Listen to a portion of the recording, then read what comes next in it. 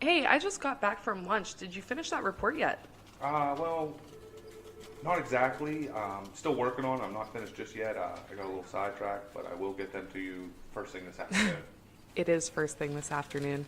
Well, yeah, I understand that, but I mean, I am working on it. What do you mean that the report isn't finished yet? I'm still in the process of working on it. I've just been a little distracted. Distracted. Our meeting starts in an hour. I can have it. No. What were you doing? Were you listening to another hunting podcast again? I swear, I give the staff in this office the freedom to do whatever they want to do as long as they meet a deadline. That is the first bullet underneath your job description. Pays attention to detail and deadlines. And deadlines. With the emphasis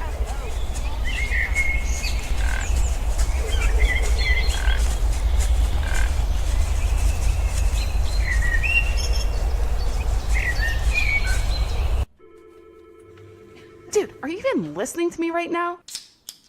Welcome to episode 32 of the Whitetail Distraction Podcast. My name's Austin, and joining me in my basement still, because it's still cold outside, Charles Headland. How you doing, buddy? I'm doing all right, man. It's not that cold outside anymore. It was snowing yesterday. What are you talking about? It was 26 degrees when I woke up yesterday. I had to chase my dog. It was cold this morning, actually. I had to chase my dog into my parents' yard in my bare feet in my robe because he decided to chase after the guy bringing the newspaper to my parents. Excellent. Yeah, that was awesome. Let me tell you, when I got in, my feet, literally, I couldn't feel them. Oh, dude. I should have been wearing my Crocs. You should have been wearing your Crocs. You let Walter down. I didn't have my socks on, so, it just didn't work. No Crocs and socks for you. But also on the way to work, as it was warming up, sun was coming up, I'm driving, man. I'm always looking. Oh, yeah. And I just look over the same spot every morning, and there they are. About 30 gorgeous, beautiful, black bowling balls of turkey thunder. And there was like 4 fanned out, and man, they just littered the hillside. That's awesome. It got me fired up. Yeah, it's that stuff April. gets me fired up too, man. I can't wait. It's April. It is. What do we have left? We got 25 days. 25 days, 24 from the time you're hearing this. Oh, true. 24 from the time you guys hear this.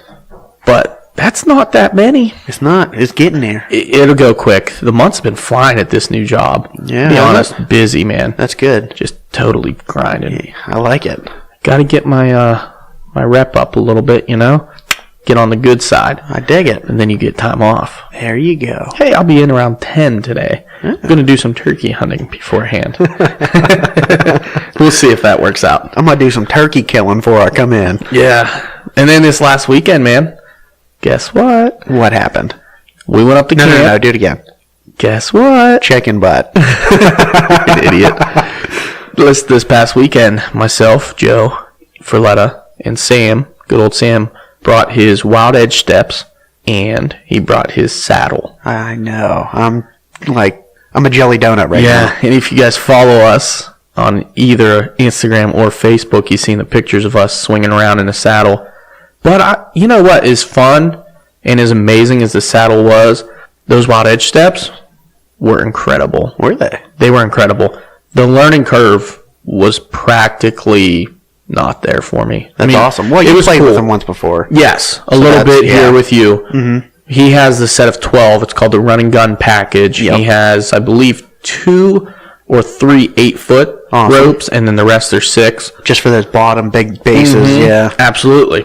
And I think we set up in total 8 steps. Nice. And I just set them close. I didn't mess with the 8er because I knew everybody would be going up and down them. Right. Using this saddle even as a harness with the linesman's rope was incredible. That's awesome. There's no pressure on your back or anything. Like when they were messing with the saddle and they had it like a foot off the ground with the platform, I was using one of Sam's older harnesses. Yeah. And the straps were real high. Okay. Like not down on your hips like mine is, like the Hunter safety systems. They were higher. And I was trying to use that to set up some sticks to practice. Impossible. My back hurt so bad. And then I put that saddle on and I was just hanging out.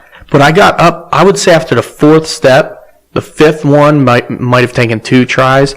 After the last 3, I literally, first try, cammed them in place. Rock solid. Rock solid. That's awesome. Rock solid. And it was incredible. We were climbing a maple, which is a softer tree. So, with the sticks and stuff on a softer tree, there's play. Mm-hmm. Things move and slide. Very, very little, very minimal. You could fly right up and down the tree. They were using the rope, and they were just kind of throwing it up high and just using their feet. They weren't even using them as like a step ladder. That's wild. Yeah. It was insane. I can dig that, man. I'm really jealous I didn't get to try it out with you, and I am going to get to try it out eventually.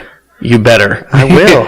Trust me, when you do, you'll be buying a saddle. I don't care how much you like your sticks and your XOP, which I love, my Vanish. That saddle is incredible. Oh, and it's weird. We were hanging about a foot off the ground. I'm like, man, I know, but there's a little discomfort here. And, of course, my winter weight's on, so there's a little bit of rub on the bridge. We haven't got enough hardcore scouting in yet to no, not get even rid of close. the winter weight. It's going to take a lot of scouting. I'm with you, kid. So there was like a little rub, and, I'm like, I don't know, there's a little pressure here and there. And then I got up and into the tree, and we were about 15 feet high maybe. Yeah. Roughly.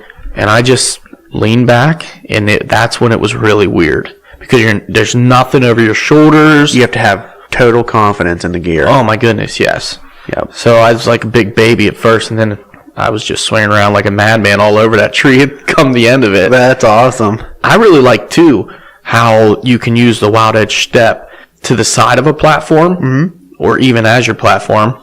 Shout out, Perch. Shout out. Shout out to the Wild Edge Perch. And you can really get a good push off that, and it's really nice for whenever you're trying to maneuver around the tree or get different angles. Yeah. The step's better than the platform, my opinion. The platform we were using, the steps were better. I can dig that, man. So, it was so cool. The only reason that I'm hesitant about trying a saddle is because I know if I try it, I'm going to really, really want one. And you'll buy it. I'm going to get one. I know. That's the only reason I don't want to try one right yet. And they're not cheap, but I know. Think about it. Our I get rid of my stands stand and sticks. Exactly. Our stands and sticks are still in high demand. You'll get top price for those. Oh, yeah. So there's no reason that you can't sell that stuff and then take a less hit with the saddle and everything. And then you're done. Yeah. Forever. Oh, yeah. Hopefully. Yeah. I'm with you, kid. I'm going to do it 100%. I know. I was on the fence, and I told you, we were messaging Walt back and forth. Yeah. From Chasing Tells. Yeah.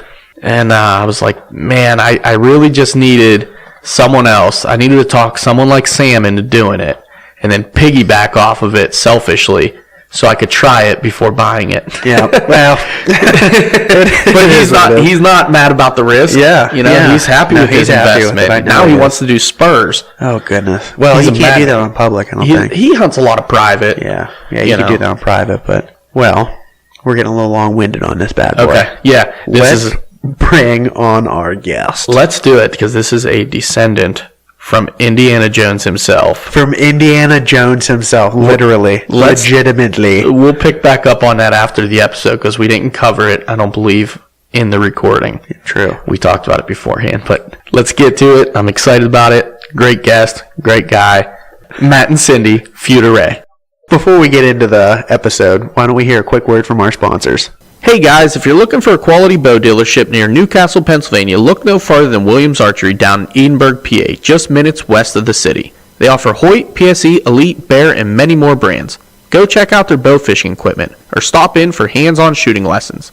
Give Ron and Linda a call at 724-667-9660. We're also very excited to announce our new sponsor, Allen and Friends Custom Calls. With turkey season on everyone's mind, now is the time to order your custom-made calls from ANF. They offer V-cuts, combo cuts, and batwing cuts for all of your turkey calling needs. The best part, if you order today with our code WDP, you will pay $5 per call and receive free shipping. Order today on Instagram at ANF_custom calls or by email at ANFcustomcalls@gmail.com. All right, guys, so on the phone with us today, we have Matt Futtere from VIP, Veterans Innovative Products, and his wife, Cindy, when she chimes in. So what's going on, Matt? I got coerced into pouring my wife a glass of wine, and we've enjoyed a little chat with you guys warming up, and it's been quite fun. You certainly did. We forced it on you. We said, you better go get her some wine or else you're in trouble, man. Yep. She's over there giving me the 2 thumbs up. So She's happy. Good. I'd have a glass too, like I normally do on a Wednesday night, but I'm a little under the weather. Don't be a puss. Oh, Cindy with the one-liners tonight. This is gonna be good. This is going to be real good. The wine hasn't even started yet, so once it starts flowing, we're gonna be good. All right, so we have been chatting for a little while here, and we'll probably have to like clip that entire thing and put it into our episode somewhere down the road because that was good stuff. But we typically like to start our podcast off every time just to get to know you a little bit. I would imagine not a ton of people may know who you are or where you're from. So if you want to get into your background a little bit of where you're from, where you're at now, and maybe what you did for a living, that'd be great. Okay, don't hold it against me. I'm going to let the cat out of the bag here, but I was born in California and went to the 8th grade out there, and then we moved to Vermont. And so I call myself a Vermonter, and it's where I met Cindy. When I got out of the Navy, I met Cindy there. She's been stuck with me for 32 years since. We've been together 32 years. We've been married 29. So. Nice. Oh, that's awesome. Nice. That's awesome. Yeah, they ought to pay me to put up with her shit. Oh, man. Dude, go get another bottle of wine. You're going to need it. Just remember, Matt, we're on this side of the microphone. You're on that, so. I know. I just realized I need to run. Good thing you're mobile. Mobile podcast from the truck. He's going to Mexico. You're going to have to turn over your recordings to the police, and to help solve your murder. Oh, I got you, brother. Yeah. So, hey, if you can't laugh and have fun, you won't last 32 years together. No way. That's right. No way. I agree. So, I mean, she wakes up, looks at my face, and just starts laughing every morning. Perfect. It's going to last forever. I'm like, fuck, he's still here. Oh, man. My background is right after high school. I just, there weren't a lot of options for a broke kid coming out of high school unless you just wanted to, work some odd job, be an electrician's apprentice or plumber or something like that. And it didn't interest me. I was interested in electronics. And so I took the ASVAB tests and did well to go in the military, in the Navy. My dad was retired Navy. And so I had an idea of what it was all about. My dad's he's a war hero. He served in Vietnam and Korea. And, so, I knew what I was getting myself into, but it was the education opportunity that really attracted me to it. So I went in for nuclear power and electronics. And that's where I got my high-tech education, if you will. And then 7 years active duty in the Navy, and I got to do a lot of hands-on experience, which is great. Bookwork's great, but man, if you can put your hands to work, it really hammers home what you've learned to be able to apply it. And so 7 years of that fun, multiple deployments on a ship around the world. It was a good experience for a young guy. I got out of the Navy in 87 and got a job with a company that made particle accelerators. They're called ion implanters. They're predominantly used in semiconductor manufacturing, integrated circuit design for production. All your cell phones, computers, everything's got a microchip in it that goes through this process to be made. But turned out I had a knack for it. I was pretty good at it. And I worked for that company 11 years and traveled the world doing it. It was got to work elbow to elbow with some just brilliant scientists in the industry and in the government and think tanks and, R&D labs, and even at MIT, Massachusetts Institute of Technology. There's some smart guys there. And so anyway, the bow hunting and flinging arrows, that was kind of I'd come home and I'd throw arrows downrange because that would kind of cool my brain off and bring me, relax me. And then bow hunting I just loved it. I couldn't get enough of it. And so when I started shooting everybody's broadheads and not being able to recover animals, and then I talked to a couple of the broadhead companies and they're all like, well, who are you? And I'm like, well, I'm just one of your customers. and I can't find my damn animals. And you're telling me this is accurate and I'm finding that I have to tune my bow to to the dispersal pattern of your broadhead versus which is 12 inches off from a field point at 30 yards, you know. And I'm like, you're saying this and it's doing that. What the heck? It's not me. I was a competitive shooter back then. I traveled the nation for fun, and you know, I used to have a room full of trophies. I could shoot okay. And when these companies kept telling me, look, if you think you can do any better, well, why don't you just go do it yourself? They didn't know they were talking to about the most high-tech redneck they couldn't imagine. Yeah, joke's on you, huh? Yeah, so I was like, all right, hold my beer. I got this. And then the guillotine was born, and then the Atom, and then the Radiant. And I did a Diamond Edition guillotine as well after I did the original guillotine, and had some different features and options that customers were asking for. And it's where I debuted, reversible blade technology, and, you know, you could loosen it up, fold it up, put it in a quiver real quickly and easily. And it was safe to handle like my Atom broadhead. I mean, just a lot of neat design characteristics that nobody else was doing back then. And then that led us up to this veteran broadhead. Veteran broadhead is the first in this new category besides the Radiant or the Atom, but it's the one that I'm kind of calling the first to really solve a lot of problems and deliver the lethality results that I was searching for, you know, the improvements to that. So, yeah, I'm a high-tech guy. To most people, they're talking broadheads and they're thinking, wow, 400 feet per second, that's really fast, you know, and I'm thinking 400 feet per second to me is like ultra super slow motion. I'm used to working with positive ions that we develop in a plasma and accelerating them to over 7-8 million miles an hour and controlling their precise impact in a crystal lattice structure and stopping them within a certain angstroms of depth within that. And that to me is high tech, you know. It's like this equipment I worked on is the only thing more complicated man has ever designed and built is the space shuttle. And the only reason that is more complicated than a particle accelerator is because man has to evolve, survive in that environment, go into space and then come back alive. Whereas in an ion implanter, we don't have that. We operate it from outside of its shell, but it still has every engineering discipline within it on a man. So, man, I'm glad you're doing it because we're 7 minutes in. My mind is absolutely blown already. All I can think of is like Back to the Future, and I'm like, I wonder if he has space travel yet.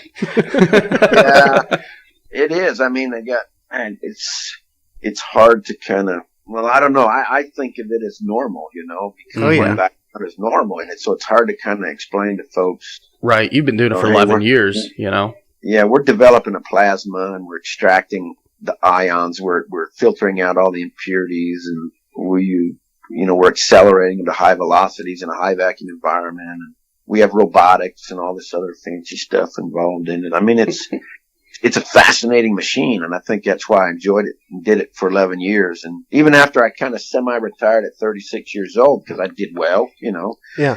My phone started ringing, and they were interrupting my damn golf and bass fishing. So, I finally got frustrated one day, and I said, look, don't call me. I was on my bass boat that day fishing, and it was a good morning bite, and they're like, look, we need you to fly over here and help us. And I'm like, well, that's going to cost you. And they said, well, how much? And I just threw a big ass number out there, and they'd go, okay. And I was like, damn it. And I was like, plus expenses. And they're like, okay, can you be here Monday? I'm like, God dang it. Fishing was just getting good, man. Yeah, so that's how my consultant company started. And my daughter how old was Lynn at that time? She was still young. I think it was like 5 or 6. 5 or 6 years old. And so I started a consulting business, and I'd work 3-4 months out of the year, earn enough money to feed my broadhead development lethality study hobby. Plus, we'd travel all summer long as soon as my daughter got out of school. And, we're not living extravagantly, but we're living a pretty damn good life. Yeah. Mm-hmm. I worked just enough to, I really picked and chose what I wanted to do for work and for who. And, it was a pretty good life. So I did that in fact, I got back from Afghanistan, and that's the whole thing. My consultant business kind of got me into that environment. I did work for, civilian and government entities as a consultant, and my name got dropped, and I got a call, and I ended up, 18 months later in Afghanistan. Oh boy. Yeah, the reality is everybody freaked out, but how do you say no when somebody calls you up and says, hey, these things are crashing, we've got our people are at risk and the bad guys are getting away with their stuff, and how do you say no to helping do that, right? So I said yes. I went over there, and we are 100% mission compliant. We never crashed a single plane, and we helped our guys, and we put the whoopings on the bad guys. Hey, there's nothing wrong with that. Hell yeah. So when I got back, I pretty much decided I didn't want to consult anymore, and I got roped into about 3 projects, and it's about 3 more big projects, and then I got burnt out, and I was like, I had trouble reassimilating into the civilian world from that Afghanistan experience. I got nothing to hide and made some stupid decisions. But my wife was like, look, you need to get your mind right. Just focus on that broadhead. Just do that. Let's just get that off your to-do list and just see where it goes. And, cause we thought about selling the company. People wanted it at the time. And she was like, no, let's finish this and see what this will do. And I got that veteran done, and whew, everybody was so positive on it that it's like, fresh start. Yeah. Fresh life, fresh start. Let's open up a new company. We used to be called Aerodynamic Solutions, right? And, so we decided Veteran Innovative Products, the VIP. This is the top shelf broadhead I've ever invented in my life. It's the best. Okay, it might be my ego talking, but I considered it the best broadhead in the world, bar none, based off what? Recovery rates being improved so much. And it's not a 1-shot broadhead or 2-shot broadhead. I just got 2 different gentlemen called me today. One of them is at 9 animals killed with the same veteran broadhead. One of them is at 10, and they're trying to beat each other with the same. And all they've done is take it apart, clean the blood and the dirt out of it, put it back together. They don't even resharpen blades. They don't need to. It's still hair shaving, scalpel sharp.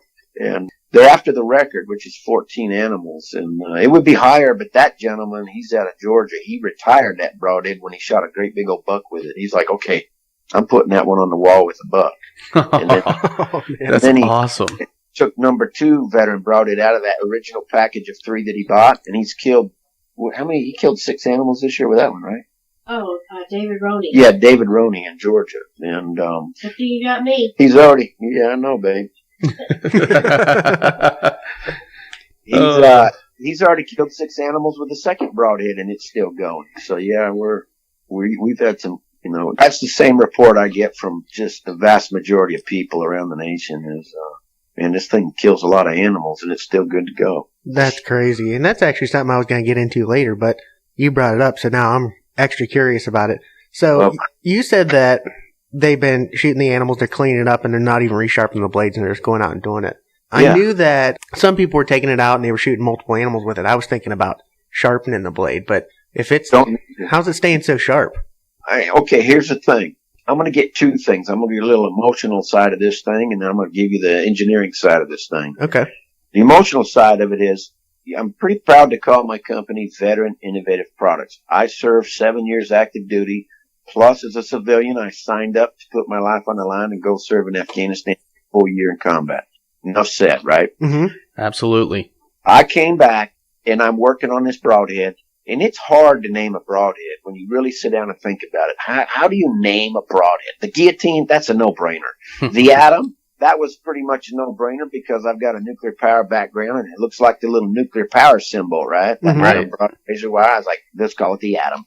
The diamond edition guillotine, same thing. It's a diamond-shaped blade. That was an easy one to name. The radian was a little bit different. That's a unit of measure, and it goes back to my physics days. You can look that word up in the dictionary. I'll give you a little homework.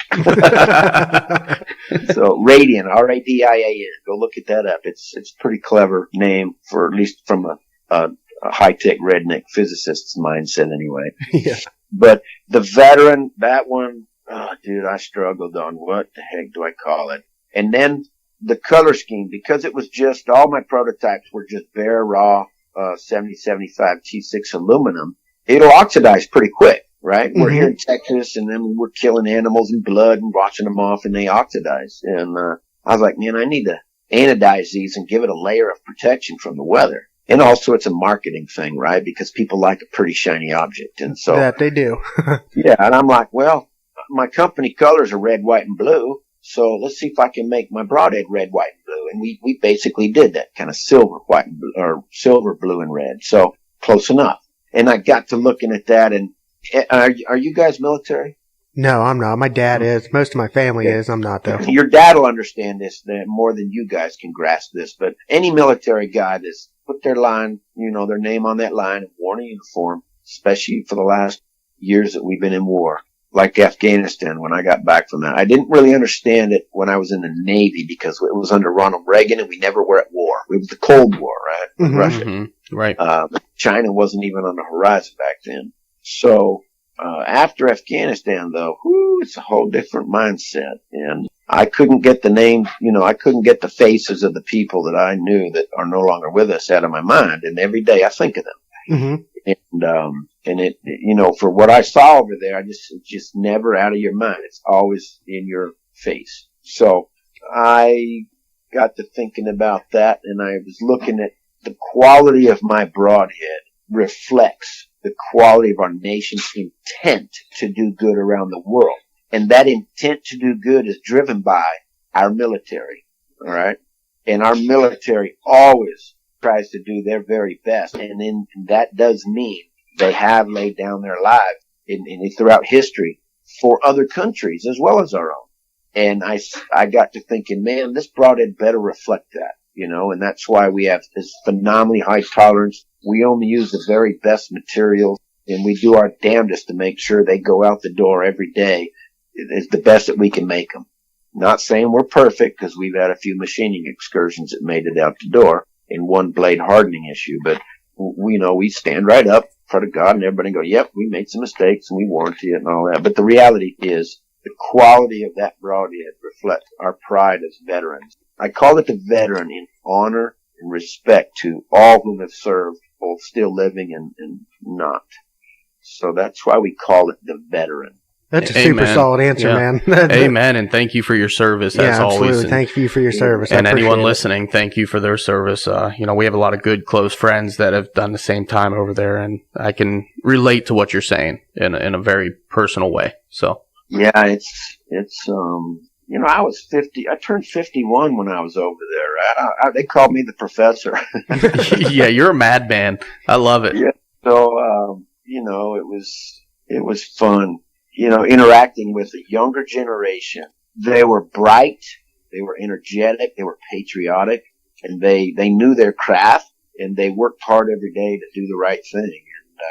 And then you throw into it, again, they were young, they were college age, they were in the prime of their lives, so there was a whole lot of jacking around going on, college style. Yeah.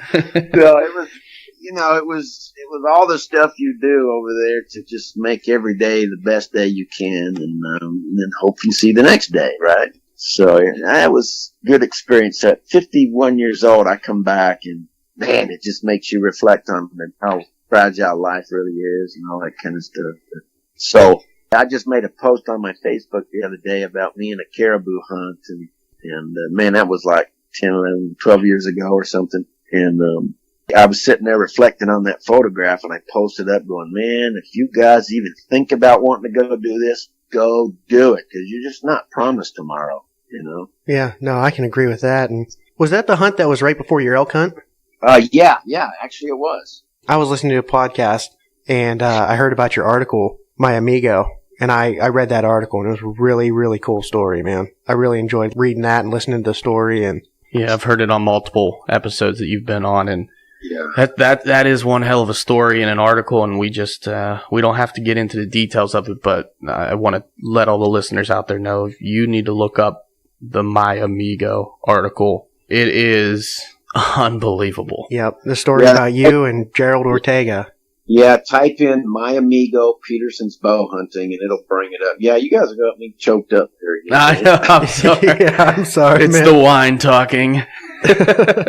Yeah, I'll give you a little inside scoop that I'm trying not to really publish it, but last week especially I'm going through testing right now. They're trying to determine if I have cancer now or not. So, oh, no. Jeez. Yeah, I'm in pain. I got a problem in me, and they're trying to figure it out. I got another big test coming up next week. Then I'll finally find out when all these tests are compiled what's going on. That something's wrong with me.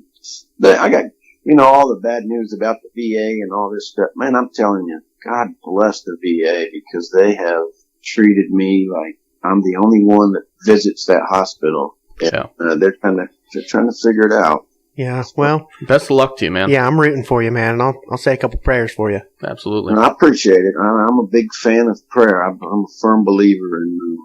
Fucking order. Yeah, did you hear my wife? Did you hear what she said? I didn't hear what you said. I got a good idea.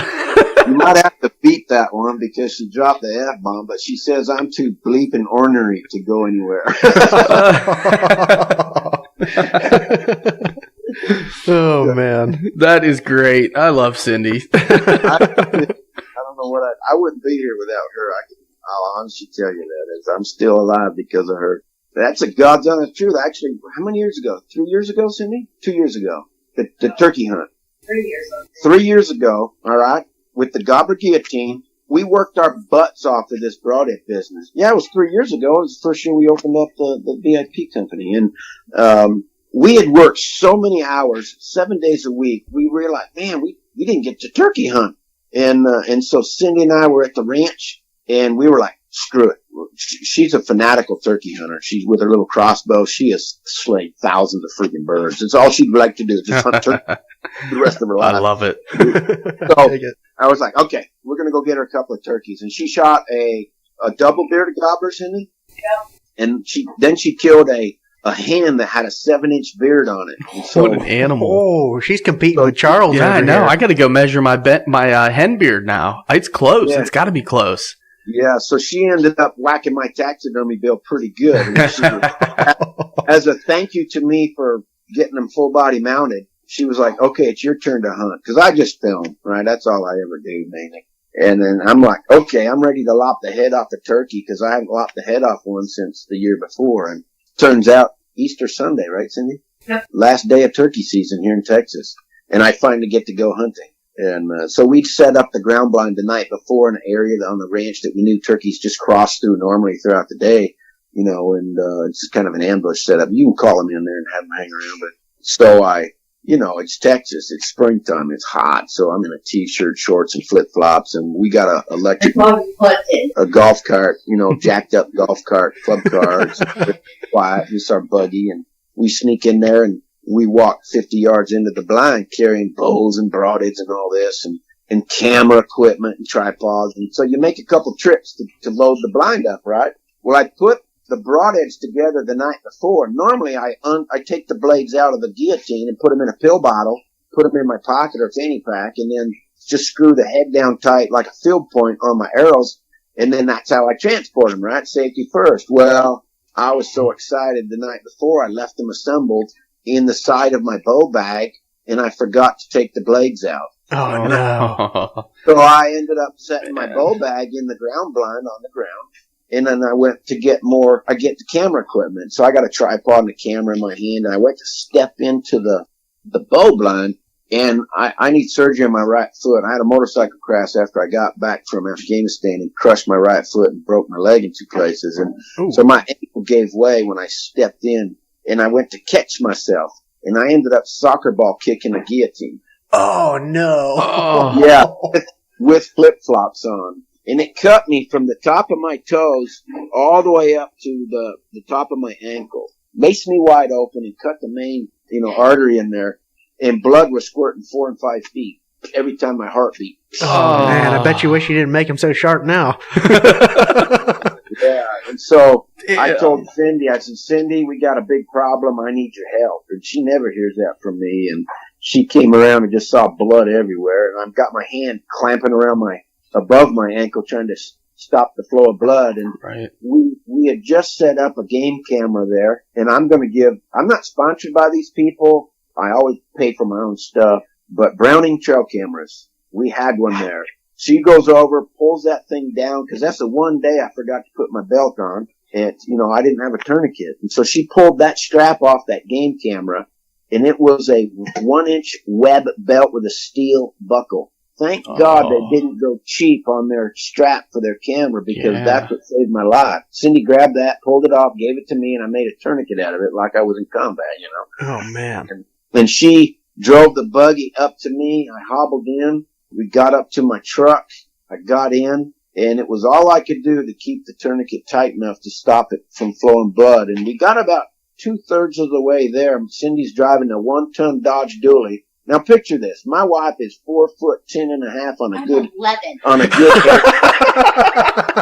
I mean, she's a little, you know, she's a half inch shy of being called a legal dwarf.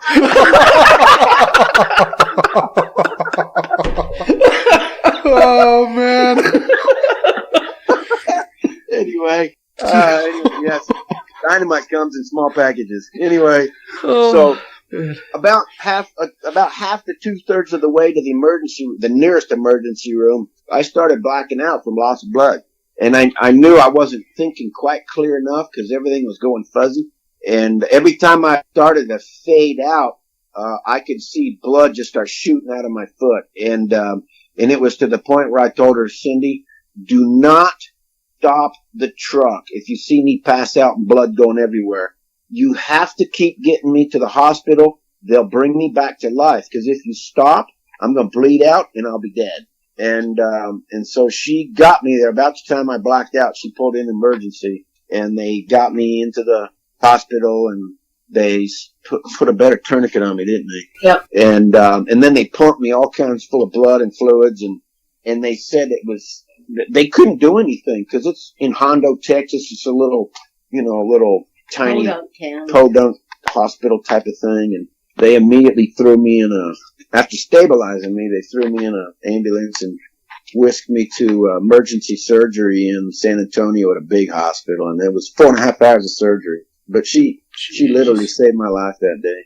So you literally wouldn't be here without her, see? That's what I said. Yeah. Oh, and now I got to give credit here. That was swift, quick thinking, grabbing that strap off the trail camera. A lot of people in that situation would panic and not think right.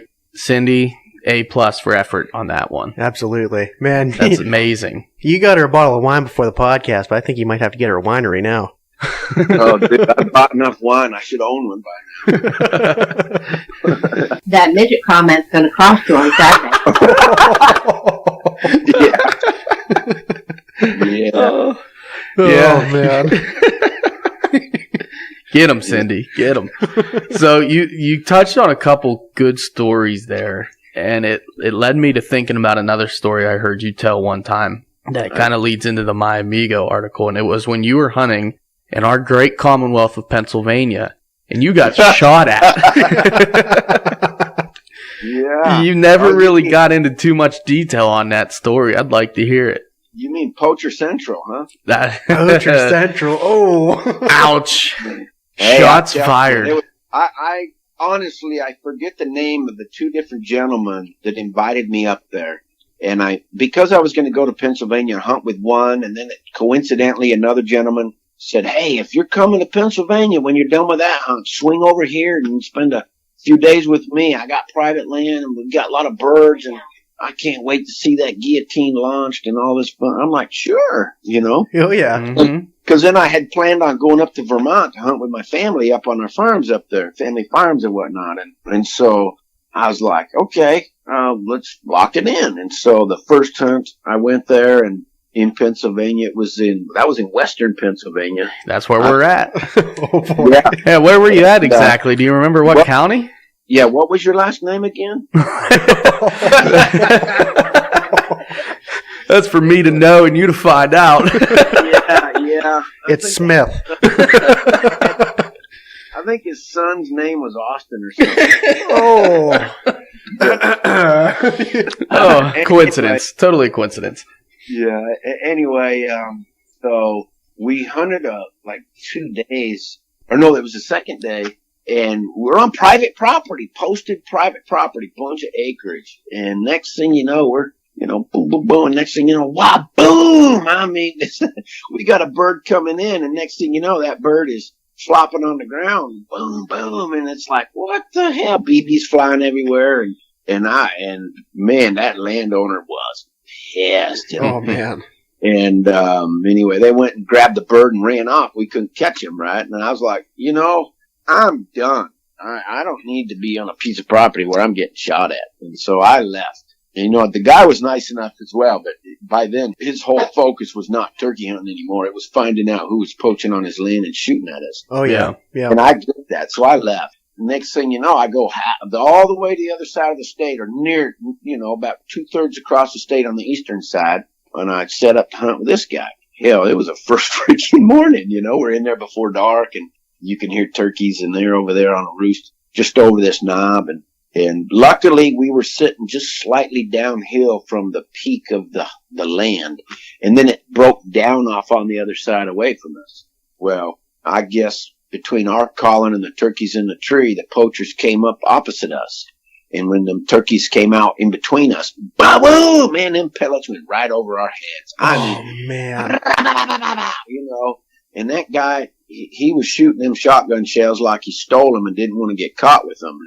And that was enough for me. I was like, I'm done with this state. 2 setups, two near-death experiences with people I don't even know. I've never been on these properties before. And I called my wife and I said, that's it. I'm not hunting with strangers anymore. After experiences like that, I can't blame you. Yeah. So, James Gerald. yeah, and then I went up to Vermont and had a great hunt with my family. I didn't get a turkey in Vermont that year, which is really unusual because there's a lot of birds up there. I mean, we got rained out. Solid 7 days of nothing but Noah's flood rain. So I went back to Texas and told Cindy, I'm done. Unless it's just us traveling for ourselves, I'm not doing that with stranger stuff anymore. And then that of course, 2-3 years later, led into Gerald, right? Gerald Ortega's hunt. So, I mean, you guys know that story. Yeah. Well, if you ever decide to come to Pennsylvania, I know a guy named Austin that'll take you turkey hunting. Yeah, I guess that goes our invite right out the window, huh? Have to take you up on that. Yeah, Cindy is a turkey hunting fanatic. She'll come up. Hey, Hell Cindy, yeah. I got a couple birds you can shoot, man. I promise you won't get shot at, and if they do, I'll shoot back. You'll be cleaning up sloppy seconds because she'll shoot first. Oh, by all means. We'll get it done. She doesn't. She shoots crossbow. Is that legal up there? Oh yeah. Yes, it is. Oh yeah. Yes, it is. Oh, no, man. that is.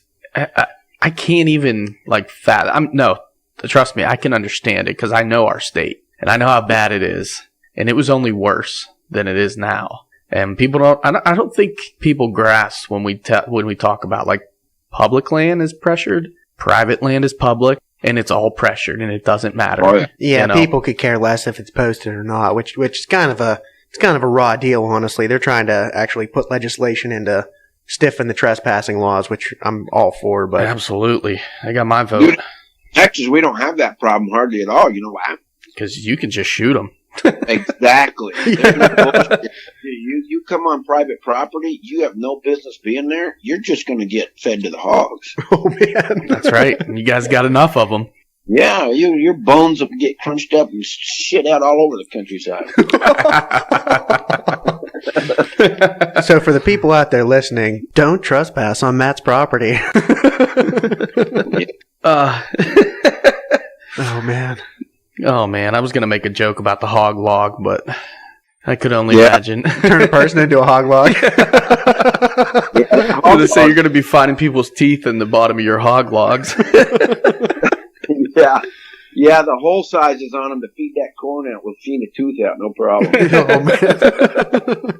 Yeah, we got a lot of pigs down here, and that's the number one animal in North America that I actually prefer to develop broadheads on. Not necessarily the 200-pound and smaller ones, which, or the sows especially. They're easy to kill, like a deer. They're just easy to kill. You can kill a bunch of them, no problem with anything. If you find them boar hogs that are 300, truly wild Russian strain boar hogs, got that thick shoulder plate on them, they're tanks. They're the toughest thing walking North America to kill with a bow and arrow. So when I test all other competitors' broadheads or my own prototypes, that's why the hog log is there now, because that was the one mechanism I had to pull that big boar out of the woods consistently and put him exactly where I wanted him at 20, 25 yards.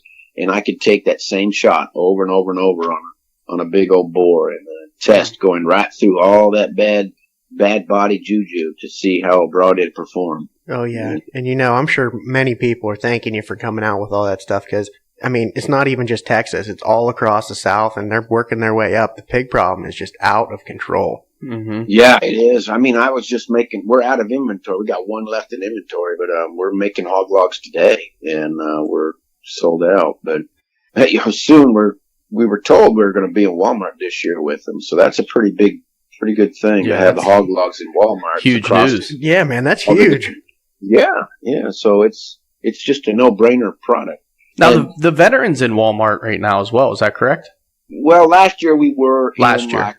1,500 stores, and then we had a fulfillment problem. They packaged them up wrong. They boxed them up wrong, and so the distribution got screwed up. And so this year, as a penalty, we're still in Walmart, but it's less than 100 stores across the nation. It's kind of a don't do that again penalty. Mm-hmm. Yeah.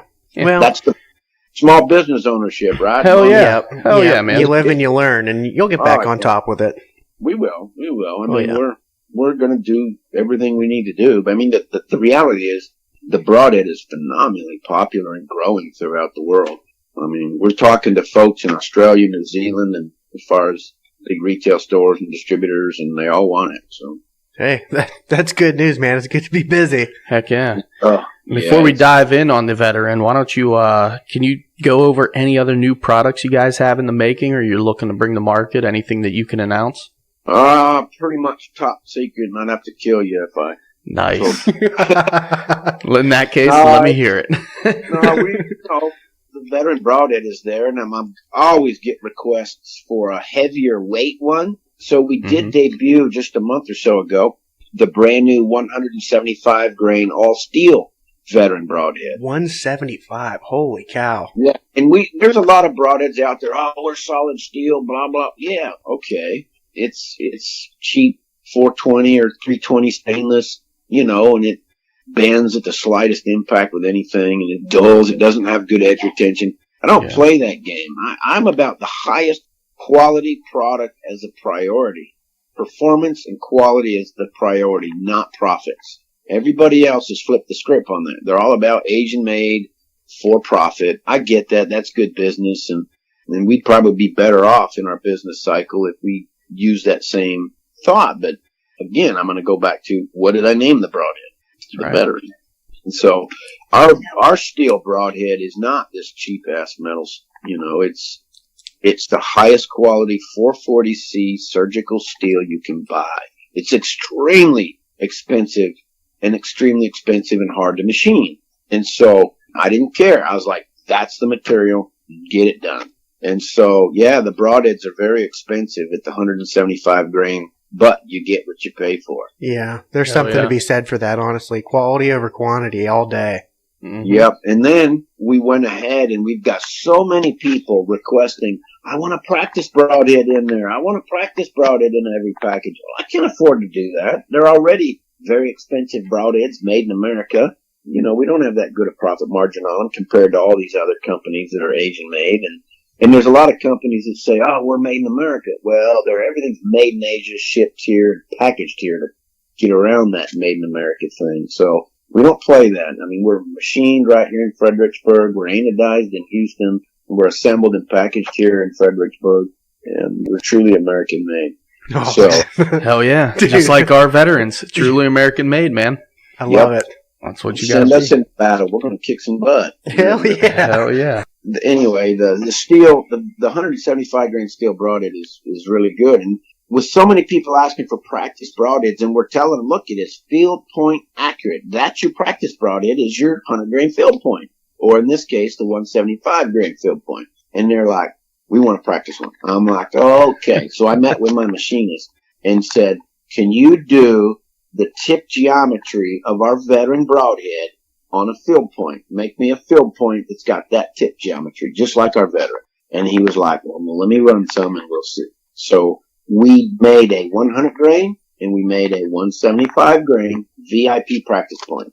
And so now we are in the process of redoing our packaging for the 100 grain broadhead.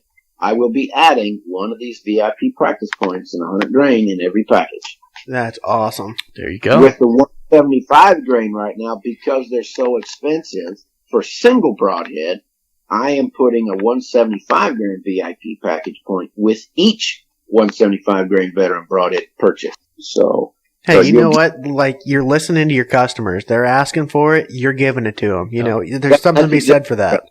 That's why I developed the Radian. You know, that's why I kept going and developed the veteran. And it's why I'm now working on 3-bladed veteran technology and 4-bladed veteran technology. It's, Don't forget the turkey calls.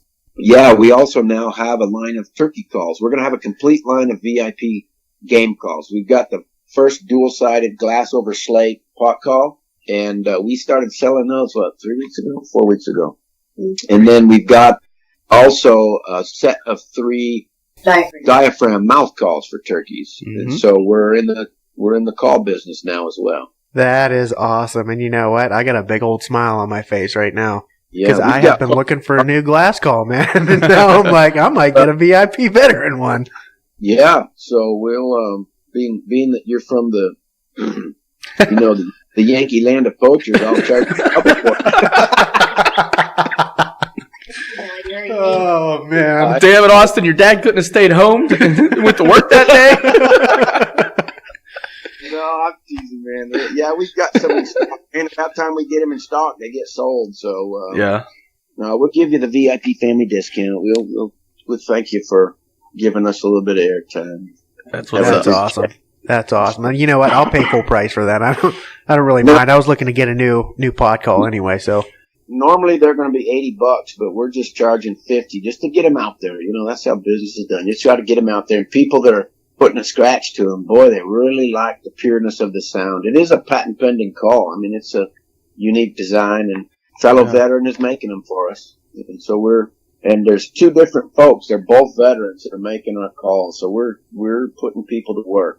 You know, that is awesome. Part of making America great again by keeping Americans employed. Hell yeah, keeping veterans employed, man. Yep. Better yet. Better yet. That's right. And Matt's a Yankee. Yeah, see, Cindy's gonna. We spoke earlier. I was honest. We're from Vermont originally. So yeah, we're south to you. Yeah. Well, good thing Cindy's there to keep you in line, because I ask you about these great new things, and you totally forget about your turkey calls. Good thing Cindy's around. Yeah, we've got I am working on a few things like a quiver for veterans, because people have trouble quivering them to cover up the blades completely. Broadheads have evolved to be very short and narrow, right? Because of the planing issues. And the quiver hoods have shrunk as well, because that's more profits for the quiver company, right? Mm-hmm. Right. Yeah, lawsuit eliminators on them. Yeah, so we're gonna, I'm talking to a couple different quiver companies about making a VIP quiver. That would be awesome. So we're growing. We're looking at everybody's asking for hats and T-shirts and sweatshirts and jackets and all that with a VIP logo on it and all that. And we got to looking at all that, and everybody does, just cheap stuff with a logo on it. I'm like, you know what? I don't want that. So let's do a little homework. And we found a company that makes a very well globally respected line of hunting clothing. And so we're working with them right now and getting some samples. And so when somebody buys a shirt from us or a jacket or something, it's actually great to wear the logo around town if you want, whatever, but it's practical, proven hunting clothing as well. So we're working on that too. That's awesome. Cool. Yeah, nothing but high quality. And it'll be comparable to any of the highest tech materials that are out there. Awesome. Yeah, I can dig that. I was going to say, otherwise you just send them to us and we'll just fill them up with some Whitetail Distraction podcast hats. There we go. Yeah, I don't know how many hats we got left. We don't have many hats left. We're still going to have hats like that. Yeah, we're going to get more hats. But we'll have to send both of you guys down a couple of hats. Heck yeah. Yeah. Get you guys repping the Whitetail Distraction podcast. Yeah. Then you're going to get Cody and Ryan to shooting us. No, it's good. We'll run it by them first. We'll shoot Cody and Homie. They're going to hear that. Yeah, oh yeah. Man. They called me old. They called you old? See, we're definitely favorites. We've been sucking up to her all night. You listen here, young lady. Yeah. Couple of damn northern suckasses. That's my own heart. Oh, man. We just know how the game goes, okay? We just know how it works. Well, she's the one that does the book, so you guys just probably got a bigger discount. There we go. What does a hug get me, Cindy? I think I You'll could. just have to wait and see. There we go. Awesome. I take care of everybody. Awesome. You're the best. You're the best. Oh, man. So what about, well, since we got you both reacting a little bit here, why don't we get into some hunting stories from last year? You guys got any really good hunting stories between the two of you over the last year or two? We didn't get to hunt last year. No. Yeah, What? we didn't get to hunt at all. We worked. Oh, man. That's not how your season's supposed to go, man. Heck no. Yeah. Well, we lost we lost our We leased house it. last year. And I'll stop that. We had a pretty tough year last year, and we lost a lease we had for about 20 years. It changed the ownership, changed hands. Oh, yeah. So that was done. It happens. No big deal. Oh, yeah. Mhm. And then we were just focused on this business, and we ran into some small business challenges that were completely unexpected, and we nearly lost everything. Oh, no. Yikes. So we just worked really hard and overcome the obstacles like anybody else would do in a small business, and here we are today, and we're kind of starting over again. we pretty much work 7 days a week, and Yep. you have to do that when you have a small business, just to, keep the doors open. And Sure. one of us at least works, 7 days a week, and we do a little bit every day of the week. It's like Wednesdays. This is our nights that we normally we will shut down about 6 o'clock, maybe 7 o'clock, and then we'll put our little cheese and pepperoni and cracker plate together, pop the cork on a bottle of wine, and listen to Whitetail Legacy podcast. And or do a podcast. or now like this, That's right. We're going to do a podcast. So That's okay, man. yeah, it's great. So it's kind of our midweek, take a break, for a few hours, and then tomorrow we'll get up early and just keep hammering away. And we work. Weekends are made for catching up on all the stuff you didn't get done during the week. Yep. Well, if you two aren't just a couple people that someone listening to this can't support and go out there and buy some VIP products, man, they got something missing inside of them, because you two are awesome. You're great people. You really do have some great products, and I can't wait to get my hands on some of them this upcoming year for sure. Yep. Well, just give us a phone call, and I'm sure Cindy's going to give you two a hell of a break. That's right.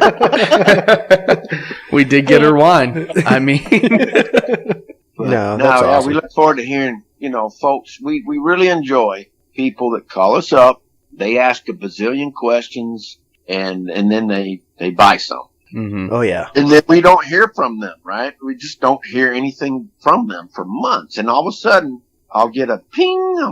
I get a text, and it's a picture of somebody that I don't recognize, right? And it's just a phone number. I don't recognize the phone number. And next thing you know, hey, I talked to you on such and months ago, and your broadhead showed up, and yeah, they were accurate. And I went hunting, and man, you were right. Look what this thing did. Awesome. Thank you. Those are. Or just last week, it was like, just someone said, thank you for making such a great product, and then sent his picture. Just Yeah. little things like that. That's awesome. get a lot That's of that. awesome. That's super rewarding, though, too. Mhm. It is. I mean, people, I can tell you this. People are tired of marketing, celebrity-driven BS, right? Yeah, there's still this fanatics out there that are phenomenally brand loyal, and I appreciate that, because that's what I want for my company, right? For our company. Yeah. I love that brand loyalty. And we work really hard to deliver a product that earns that, right? Doesn't just buy it through celebrity hype and works most of the time kind of stuff. We want it earned through consistency of performance, consistency of durability and reusability, and just breaks the mold of how its broadheads have evolved and been sold for the last 50 years. And so far, so good. Can we do better? Yep. My God, we get up and work every day to do even better, because we never stop learning. Well, you always got to strive to do better, right? Yeah. So Yep. I'm sure you're just going to keep on innovating. You're going to keep on coming out with products, and it's going to keep kicking ass, right? Oh, yeah. Yeah, I remember I've tried not to do any more consulting because it's distracting from our broadhead business, which is for the first time in, this VIP business, we decided to do this full time. Whereas the other business with the guillotine and all that was part time for fun. It's a hobby business, right? We didn't do it full time. And, I did it full time when you were in Afghanistan. well, yeah. But, She was holding down the fort.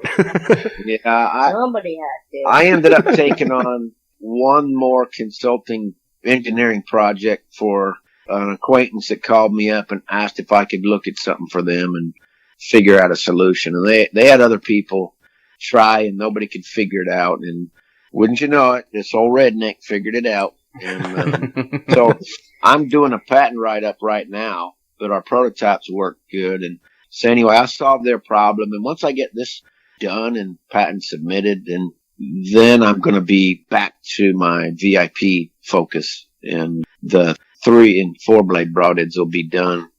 Prototypes will be made by June at the latest, probably. And we'll start killing stuff with them. That's awesome. Well, if you need somebody to test one out for you, I'm willing. Well, that line, you can get in that line, and it starts somewhere about you and Rainey, and he's an Australian down there in Australia somewhere. That's where the line ends. So there's a bunch of people want to test my prototypes. I bet. But there's only a select few that will actually see them before they go public. Oh, yeah. No, I totally get Oh, that. I'm at the top of the line, Mr. Man. You tell them. And if it doesn't fit on a crossbow, then it does not go out in the public. That's awesome. Well, speaking of the broadhead, I want to get into the nitty gritty Me about too. this thing because I know Charles talked to you before and he blew my mind a little bit just from like the hearsay. So I want to get into like the nitty gritty. I want to hear everything about it. We got a bunch of questions for you and Fire away. I want my brain to hurt. Mm-hmm. Oh, are you ready to talk plasma? Hell Particle yeah. acceleration? You know me, man, all about that plasma. All right. What do you want to know? Fire away. What's your question? Well, probably first and foremost, to make it clear, we're speaking about the veteran broadhead. Yeah. Okay. Yeah, I got you. This is one broadhead that caught my attention from listening to Whitetail Legacy podcast. That they would always bring it up and they were always talking about it. And you weren't even a sponsor of theirs, and they were really talking it up. And then I got to hear more about what you had to say about it, and man, it just started to blow my mind. But I think some of the concerns from maybe an outside source looking at this, everybody wants to look at a label and wants to look at the wording on the label. So, and I've mentioned this to you before, but we'll do it on air. You're looking at a broadhead. It's a 1.25 cut width, fixed, and then it expands when fully open to a 2.5 inch. Well, It'll right? cut up to 2.5 inch in soft tissue vitals for the most part. If you average it out, it's somewhere between 2 and 2.25 on average in the soft tissue vitals. That's, the difference in lethality studies between 2.25 inches and 2.5. You can't tell the difference. Right. There's no more added or any less benefit to cutting wider than 2.25 inches in any animal of any size. right, and your mention that was in the soft tissue. So the design of yours, what's beautiful about it is you have that wonderful tip on there, which is going to be bone breaching if necessary. It's going to blow right through bone, and then you have that 1.25 fixed blade, so you're getting a cut on impact right away, and then it's opening up and expanding through that soft tissue, all the goods. Well, you're going. Actually, I'm going to slow you down and back you up. Yes, bit. you explain it because I'm just trying. Yeah, let's talk tip geometry. Number one, yes, you nailed it. It is very precisely engineered for breaching bone in a manner that even Dr. Ed Ashby couldn't imagine is more efficient and effective than single bevel, right? I don't waste any energy. So the tip, if you notice, comes to a needle point, almost a needle point.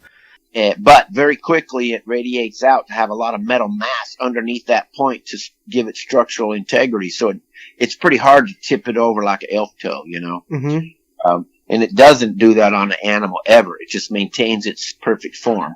But back up from bone even, the most critical aspect of, you got to be accurate to hit the animal, right? Mm-hmm. So how do I get my field point accuracy? It's also that tip geometry allows me to control the flow of air at the molecular level to make the air go chaotic and unorganized in what I call a cone of chaos. So radiating backwards from the tip towards the back of the broadhead, the cone of chaos is wide enough and consistently unorganized air. So by the time it passes over my blades, which are airplane wings at those velocities, it can't create lift. There's no difference of pressure induced, so no lift is created. Therefore, I maintain complete field point accuracy regardless of the speed you shoot me to. So it is what it is. Now let's talk about striking the animal. My tip starts to penetrate like a mini 4-blade broadhead because it is a sharp fluted titanium tip. And so I cut on contact with that. But then if you notice, I'm a straight walled body from the tip to the front of the blades for about a half an inch before I do anything with the blades, right? Why would I do that? It's because, number one, again, we're focused on breaching bone, but also at impact, you can have problems on shot angles on animals. It's best to take a quartering away shot, right? That's kind of the ultimate best shot angle, or broadside. And everybody's, you should never take a frontal or quartering towards shot or, anything like that. And I'm kind of like, well, that's bullshit. That's just, So that's just because of the inherent lack of penetrating capability the broadheads are using, or their lack of awareness of anatomy of an animal, or combination of both of those things. So I wanted to make sure my broadhead could be shot at an angle, at pretty much any angle. Didn't matter. And I was not going to deflect or skip off, if you follow what I'm saying. Mm-hmm. So that tip geometry cuts its way in. And that distance between the point of the tip and where it just starts to make contact with the front of my blades, I call that the rudder, like a boat, right? Yeah. If you have your rudder on a boat going straight, you can take your hand off the tiller and that boat goes straight. But as soon as you just bump that tiller a little bit, that rudder moves and it immediately snaps the nose of your boat into another direction, right? Have y'all experienced that? Yes, I have, personally. That's if you snap it over too far, you're thrown out of the boat the other direction, right? Damn near. That's exactly the same laws of physics, mechanics that happen with an arrow at impact with any animal. It happens that fast. And so by slowing down what's going on in a millisecond by millisecond frame rate to see slices of what's happening during this interaction with animals of any broadhead, I came to realize that, man, that's a rudder. So why don't I set my rudder direction travel into the animal, then start doing what I need to do? And so that's one of the key reasons why I left it so long in front of the blade. Then, like you said, then you interact with my blade. Now the blade, if you read anybody's lethality studies that claim to be an expert on broadheads, they'll tell you, you got to have a broadhead. The cutting edge is gradual. It's a wedge, right? From skinny to wide, and it has to cut continuously. Well, I could have made the holes in my blades so that cutting edge was even with the sides of my body, right? But it's not. Why wouldn't I do that? It's more efficient, right? Nope, because I'm still back in that bone breaching, bone clearance thought. So the front of my blades is actually engineered like a snowplow, a V snowplow. And you guys know that, being up there in Yankee Land. Oh, yeah. We don't have snow up here. Yeah, when's the last time you've seen snow? Yeah. Snow is a 4-letter word, son. So I don't go there. Anyway. So the front of my blades is engineered to actually act like the V snowplow. So the faster our arrow goes through, the farther it splits or sends those bone chips that have already been split and shattered by the tip. It sends them away from my cutting edges of my blades. I don't want to go through bone and have it maybe dull my broadhead. So let's throw that bone out of our way and get the broadhead through it with the least impact possible. And so that's what it does. Then, of course, is my cutting edges on those blades. And then I start doing the deadly work, right? Mm-hmm. And then when I get past the bone, typically them blades open wide open in the soft tissue vitals and do their damage. And then I get out in the same efficient fashion. That's where I want my bigger hole. And, going in, I'm only 1.25 inches, maybe. I don't think we've ever measured a entrance hole more than 1.5 inches. Because all these other broadhead companies have it backward. They all want to cut a great big hole going in. Well, if you break your arm and your leg at the same time, are you going to die? No. Neither is an animal. And so it doesn't make sense to add resistance to forward momentum, right? Because the goal is to go completely through the animal. So if you're engaging more bones with a wider cut broadhead, it's defeating what you're trying to accomplish. It prevents penetration. It tremendously amplifies the fact you are going to deflect because, for every action, there's an equal and opposite reaction. So rarely does both of your blades strike the same value of pressure on one bone on one side of the broadhead as there is on another side of the broadhead. And as a result, you're going to push the broadhead. It's going to turn and go a different direction. Well, that deceleration value of wasted forward momentum now turned to a lateral direction or a different direction. But the way I explain how large a value that is like a quarter-mile dragster. As soon as their wheels cross the finish line, they pop that chute, right, to slow them down. Yeah. That's the same deceleration rate that a broadhead experiences when they deflect. Same thing. It's massive deceleration. So you combine the fact you already use more energy to open the blades on a mechanical and get them to start working. Now you add the deflection value. That's why it's not recommended that women and kids with low poundage bows shoot mechanicals, because you have all this waste of forward momentum being translated to some other direction of energy. It's a waste of energy. Whereas the veteran, we're already open. We're already cutting at contact. We're already straight line penetrating, minimizing deflecting just off the tip geometry and that first half inch of our broadhead.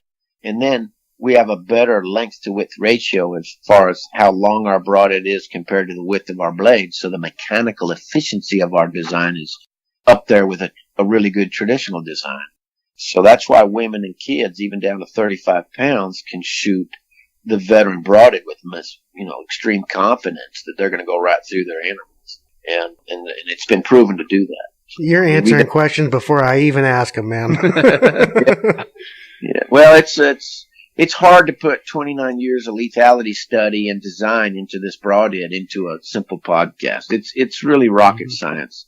It's not as easy, or there's a lot of podcasts and there's a lot of, social media discussion on broadheads, and there's a lot of parroting of lethality study stuff. And the reality is people talk and they truly don't know what they're talking about. So when somebody like me comes along and says, no, it's not quite right, they get all offended and they get their panties in a wad and get all angry at me. It's like, okay, I don't have time to talk to people that aren't willing to learn. And, show me this, prove me that. And I'm like, well, I've been doing it 29 years and I've got 5, 6, 7 broadheads on the market, a bunch of patents. What else do I have to prove? How about you prove me wrong? Right. It takes time and money to do all this stuff. I've spent enough. I don't need to prove to myself what I already know. Mm-hmm. But anyway, the fact is the broadhead, is it perfect? No. I still got some room for improvement. That's the chase. That's the fun of this. I guess that's the drive that keeps me going, is I do want to be the first guy in the world to make what is considered by your average bow hunter that doesn't have my knowledge and ability or background, technically speaking, or lethality study. I want the average bow hunter to look at my broadhead and look at everybody else's and go, holy crap, this thing is friggin' perfect. I'm shooting that one. Yeah. No salesman crap, none of that stuff. Just look at it, read a little description on the package and go, or maybe do a little social media work, and just look and go, heck yeah, man, that's a for real broadhead. That's not some Chinese-made, market-hype, celebrity-driven BS. That's the real damn deal. Yeah. Well, now, one thing that you said before that I'm kind of interested in, you said when you were going into the tip design, you said that you created, what was it, the pathway of chaos? Okay, the cone of chaos? The cone of chaos. Airflow of chaos. The airflow of chaos. Yeah, there we go. So Yeah. one thing that I'm really curious about, since it is a little bit bigger broadhead, you said that it's basically pushing the air away from it. How does wind affect it? Is it really throwing it off? Because you said it's sort of like airplane wings and it's flying straight like a field point. But is there any issues with shooting it in high wind environments? Is that what you're saying? Right, No. right. So like out west. Nobody has documented any issues. I mean, listen, this broadhead has been independently tested, shot out of airbow at 450 feet per second. It's been shot out of 38 and 50 caliber air rifles over 500 feet per second. Ooh.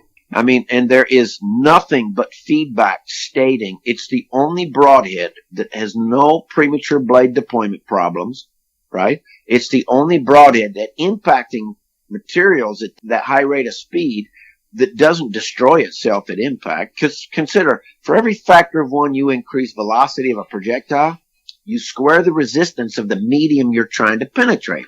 It's the same as you going 20 foot up off a railroad bridge and jumping down into the river on a hot summer day, right? Mm-hmm. A lot of big fun, 'cause splash, and everybody's having fun.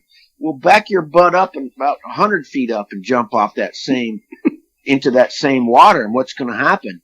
You're going to break Smash. every bone in your body because that water becomes concrete. Correct. What's the resistance of that medium you're trying to penetrate? Even water. So the broadhead is engineered. Even though everybody uses an aluminum body, right? They may have a steel tip or titanium tip, or even some use an aluminum tip, which is beyond I can't believe they do that, but it's another story. Anyway, why is our broadhead able in aluminum body to go through major cow leg bone, right? And be completely undamaged? The same broadhead shot multiple times through brand new cow leg bone, shot after shot. No damage at all. How is that possible? When these other guys are using the same material as I am. And they will bend and break in one shot. Be one shot wonders versus durable and reusable. And it comes back to engineering and understanding physics. Not only laws of physics, but engineering principles and practices and material science.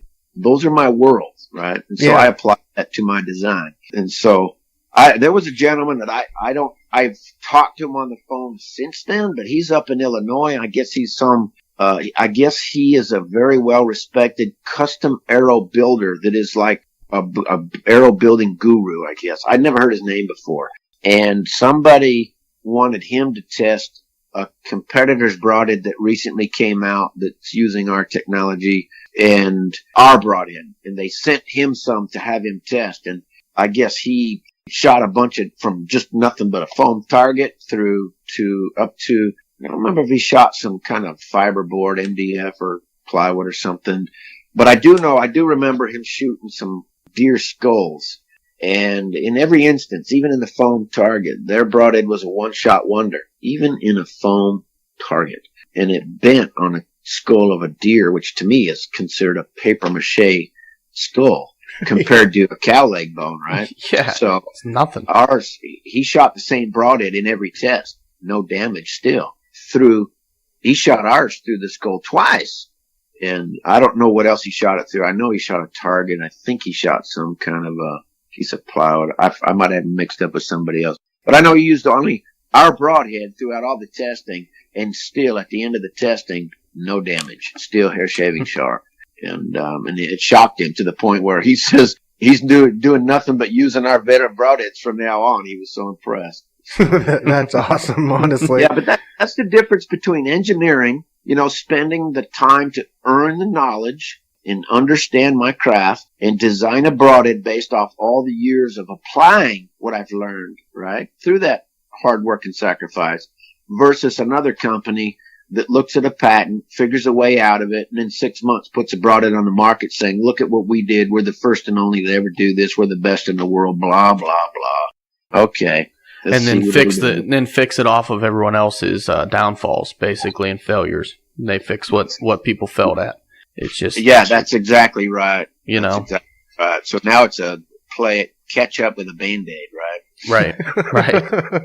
Anyway, yeah. So we take a lot of pride in what we do. We never rush things to market. We try to be patient, methodical. And I actually was not going to put the veteran on the market 3 years ago. I wanted one more year to refine all aspects of the business and just to be doubly sure. And because it just is, it's such a leap of faith off the cliff financially that you got to get it right. You know, you got one chance to get it right. Oh yeah, no, absolutely. Now, go ahead. I was going to say, one thing that I noticed that you mentioned before, you said that shooting it out of an airbow, shooting it out of anything, getting 500 feet per second, you said it's the only broadhead that doesn't have premature opening. Well, okay. You're the broadheads that can do all that, right? Mm-hmm. But like this gentleman told me, they ended up having to modify a lot of the broadheads just to be able to be shot to that velocity. And then either because they had to modify it with extra rubber bands or whatever, at impact it either didn't open, or when it did open, it destroyed itself in one shot. Was not usable again. Right. So, I mean, you can find a broadhead here and there that can achieve that accuracy at those velocities, but there's other issues that are involved in the total dynamics of being out of the package, perform to those standards, and be flawless at impact to do its job when it gets there. So, based off of that, most, like you even said it yourself, most broadheads, mechanical, they're either using a little plastic shock collar or they're using rubber bands. How is yours able to withstand that velocity and stay closed and open on impact the way that it should? Just engineering. It's just the engineering of understanding interaction with air molecules, number one, and making sure that I achieve that accuracy. And then the next thing is, once I get there, it's like this, all right? The blades are held shut with a 7075 T6 aluminum collar that is pushing forward with the outer spring tension, right? Mm-hmm. Pushing forward into two detents that are engineered in the backside of my blade. So I've got a spring pushing forward, and I've got an arrow pushing backwards, baby. You know, basically the blades are being pushed backwards at launch from 0 to 500, 600 feet per second. It doesn't matter. You can shoot me to any speed you want. I'm still going to not prematurely deploy my blade. It just cannot release. I mean, you can even bang our broadhead. When the blades are locked down where they're supposed to be locked down on the ring, you can even bang them and they won't pop open. You take a lot of these other broadheads and bang them across your hand, you know, the arrow or the bolt across your hand. You'll hear the blades go click, click, click, click. They're snapping and then shutting back because of the rubber band effect of the O-ring or plastic collar, whatever it is that holds your blade shut. Well, that happens when you launch it off a bow or a crossbow. That little clack happens. That's an airplane wing opening up and then closing again. So these are, like I kind of said earlier, I kind of break down from bow or crossbow through the air, through the animal in millisecond slices of time. You follow what I'm saying? I do. So what does that broadhead do in the moment you pull the trigger on your release or your crossbow? And that string, even though it's released from the sear, it hasn't moved but 1 millisecond of motion. 2 milliseconds, 3 milliseconds, 4 milliseconds, all the way through till it's stuck in the ground or on the ground on the other side of the animal. And so I just try to accommodate for every potential failure mechanism in that entire shot sequence and lethal interaction with the animal, and then pick it up, clean it off, and until you can use it again. Every single millisecond of thought I've given into that entire sequence of events I've tried to encompass that in my design. And so far, so good. I mean, I know I can do a little bit better because occasionally we get customers that say, well, I shot a deer and the blades didn't release and this and that. And I'm like, well, what happened to the deer? Oh, I watched it go over there 20 yards and fall over stone dead. Well, okay. No, there you go. It did its job. And what about the broadhead? Oh, it's ready to go again, but the blades didn't open. Well, I engineered it to chill just in case the blades didn't open because, you know, you guys have heard of Mr. Murphy, right? Absolutely. Anything that could go wrong will. Yeah, I mean, when man plans, God laughs, right? So I've always kept that foremost in my mind, and I never say I've made a perfect broadhead yet. I haven't, but damn, my recovery rate and lethality in 5 years shows I have a better broadhead than other people because we're finding more animals consistently over the course of not just 5 or 10 or 30 or 50 animals, right? I had a world-class archer just Oh man, I'm just the egos of some of these people. I've killed 100 animals. I know everything about broadheads. 100 animals. I'm thinking that's a pretty slow month for us. And that's what he's killed in his lifetime. And this guy thinks he's a broadhead expert. I'm like, man, you better stick to target shooting and killing foam because you got zero knowledge about keep broadheads. killing X's. Yeah, poking foam, buddy. And Matt, you touched on it a little bit, but what do you think about, so as far as traveling through, maybe say you have a shot and there's an animal with a little bit of grass right in front of his chest or something like that, and you're shooting through high grass, will the tip of the broadhead then clear that out of the way as well? You know what I mean? Number one, I don't care what broadhead you're shooting. If you're in a bow hunting situation, you typically have time. If you're going to be able to take the shot, that means you haven't spooked the animal and he doesn't know you're around. Mm-hmm. So my advice is don't take that shot until you have a clear path to the vitals. Okay. That's number one. If somebody's going to start selling broadheads because, look, I can go, that's like selling bullets to shoot through brush, right? That's crazy. You know, have I done it? Yep, I've done it. Have I killed the animal? Yep, I've killed the animal. With a bow, yeah, it's a whole different story than a bullet, right? It's a big energy and a different dispersion pattern going through grass and trees or brush with a bullet than there is with an arrow. Yeah. I would just suggest, especially since probably new bow hunters are listening to your podcast, absolutely, it is better to wait.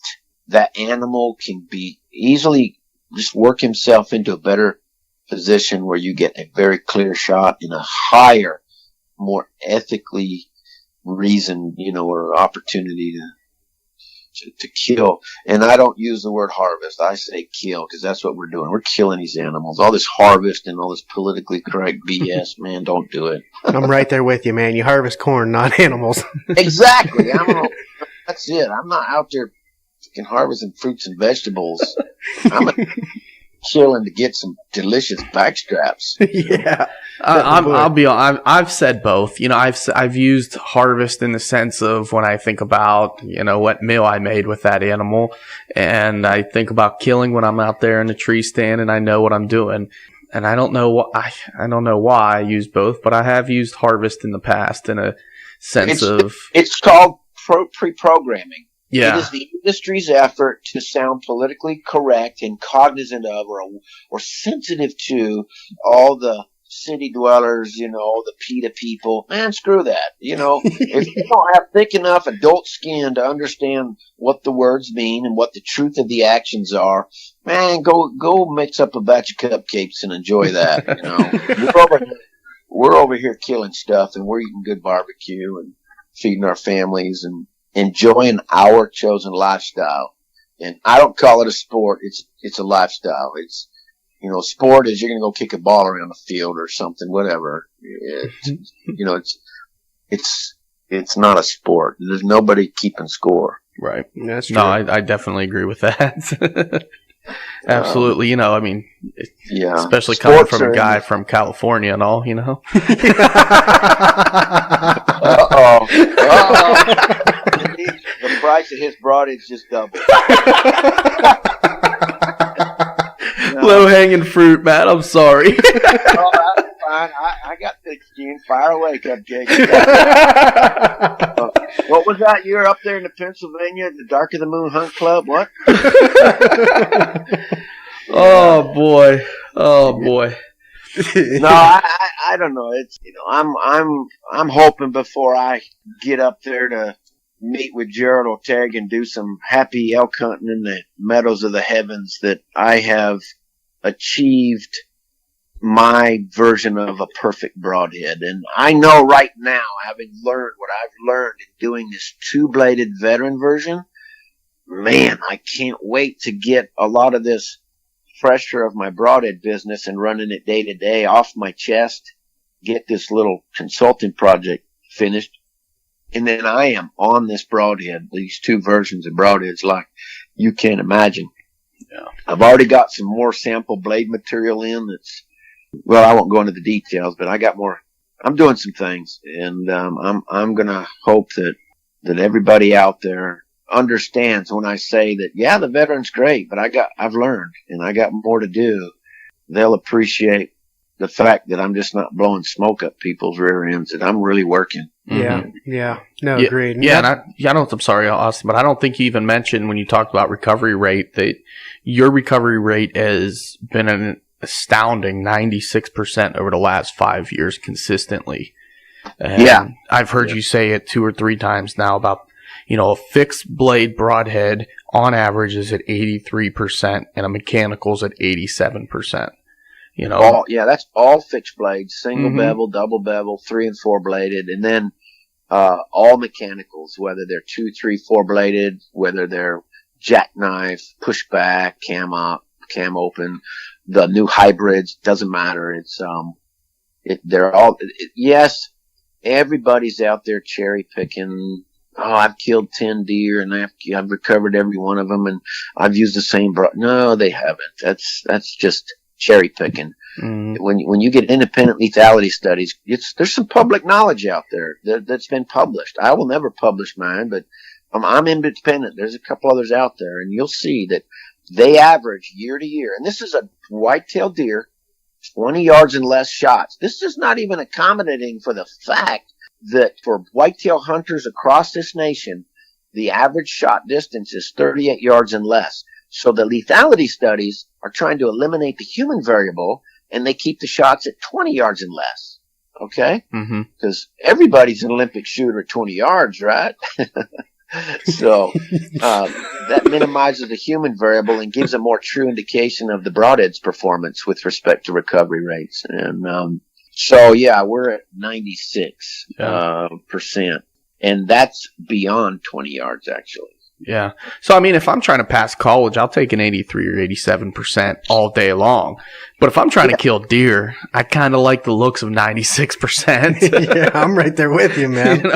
Yeah, because invariably the failure rate occurs on what? The biggest, toughest buck in the world, Yeah, right? absolutely. That's your dream buck. You finally figured it out. You solved the Rubik's Cube of being in the right place at the right time. Maybe the good Lord blessed us with just that moment of opportunity.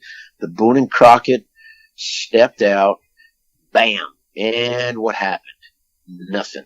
The deer runs off wounded, and it's like this. I'll give you an example. This is people's mentality, and this is why I kind of laugh at people that say, "Well, I'll give your broadhead a test," and they discount all the engineering and global field testing done by PHs and outfitters and some really good dang bow hunters that I've got confidence in. And you get this. I got a guy out of Oklahoma this last year, Cindy, was it? Yeah, last year. He heard about the veteran, and I'm this so-and-so, and I got this TV show, and blah, blah, blah, and I'm going to test your broadhead, and I want you to give us a lot of money and all this kind of stuff. Yeah, okay. Go test it, whatever. And I've got this booner on camera, and I'm going to put this veteran through it, and then you're going to give us a big check. No, I'm not, but you can go test it all you want. And so he went and got that good on him. He got that big old buck in bow range, and he launched the veteran broadhead, and whack! Off the deer runs. Never found the deer. They got the dogs out, the whole 9 yards. And he said the reason he didn't get that deer was because my broadhead failed. And I'm thinking, okay, we got how many thousands of years of Indians with sharp rocks, fixed blade broadheads been killing animals?